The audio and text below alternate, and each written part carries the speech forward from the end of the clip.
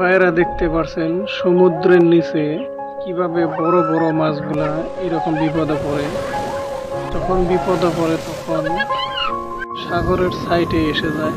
আর যখন এসে যায় রেস্কিউয়াররা দেখেন, এই ভাইদেরকেও সেলুট জানায়। তারা রেস্কিউয়ার, এরা কি সুন্দর করে মাছগুলাকে পরিষ্কার করছে এবং চিকিৎসা করছে। এই দেখতে পারেন কত সুন্দর করে এদেরকে পরিষ্কার করছে।